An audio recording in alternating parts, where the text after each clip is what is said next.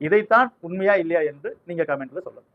அதே போல வாழ்க்கையில யாரை பகைத்துக் கொண்டாலும் இந்த மகர ராசிக்காரர்களை மட்டும் பகைத்துக் கொள்ளக்கூடாது.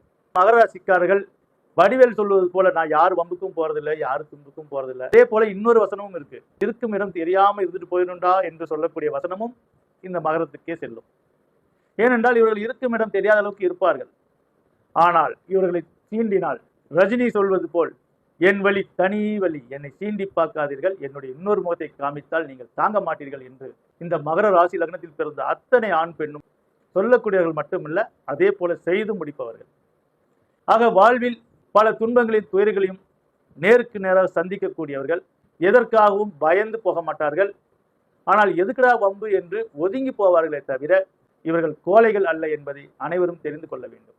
ஏனென்றால் சூரியன், சந்திரன், செவ்வாய், சூரியன் ஆத்மகாரகன், சந்திரன் மென்மையான தாய்மைக்காரகன், செவ்வாய் வீரத்தின் அதிபதி, உச்சம் பெறக்கூடிய இடம். மகர ராசிக்காரர்களை சீண்டாதீர்கள். சீண்டினால் இயற்கையே உங்களை சோதித்துவிடும்.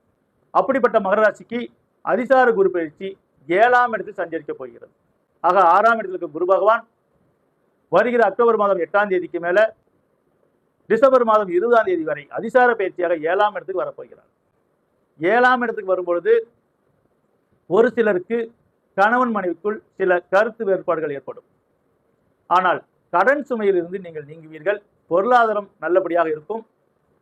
இந்த 2 மாத காலத்தில் பட்ட கடனை அடைக்கும் அளவுக்கு ஏதாவது ஒரு நன்மைகள் நடந்து திடீர் அதிர்ஷ்டம் என்பார்கள், திடீர் ராஜயோகம் என்பார்கள். இந்த 6ஆம் இடத்துக்கு வரும்போது சில பேர் சொல்லியிருப்பார்கள் உங்களுக்கு விபரீத ராஜயோகம் கிடைக்கும் என்று. அப்ப கிடைத்ததோ இல்லையோ இந்த அதிசார குரு பயிற்சியால் நிச்சயம் கிடைக்கும். ஆக மாணவ மாணவியர்களுக்கு நல்ல மெமரி பவர் கூடும், படிப்பில் நல்ல ஞாபக சக்திகள் கூடும், நல்லபடியாக படிப்பீர்கள். மேல் படிப்புக்கு உங்களுக்கு தகுதியான விஷயங்கள்லாம் கிடைக்கும். லவ்வர்களுக்கு இது ஒரு சோதனை காலம். காதலாக இருக்கட்டும், தம்பதிகளாக இருக்கட்டும். ஆக கருத்து வேறுபாடு ஏற்பட்டு உங்களுக்குள்ள மிகப்பெரிய டிஸ்டன்ஸ் ஏற்பட்டுவிடும். அதனால் முன்னெச்சரிக்கையாக இந்த பதிவை பார்த்தவர்கள் நீங்கள் தம்பதியார்களாக இருந்தாலும் சரி, காதலர்களாக இருந்தாலும் சரி, ஒருவருக்கொருவர் விட்டு கொடுத்து அனுசரித்து செல்ல வேண்டும். நீ அப்படி சொல்லிட்டியே என்று சொல்வதை விட நீ அப்படி சொல்லிட்டியா, சரி போ அப்படின்னு அனுசரித்து விட்டு கொடுத்து விட்டால் உங்கள் வாழ்க்கையில் இணை பிரியாமல் வாழலாம். ஏனென்றால் இந்த காலகட்டத்தில் சிலருக்கு டிவோர்ஸே ஏற்படும். ஆக ஏற்கனவே லைட்டா புகையா இருந்தது, இனி நெருப்பா எரியக்கூடிய காலம் வந்து கொண்டிருக்கிறது.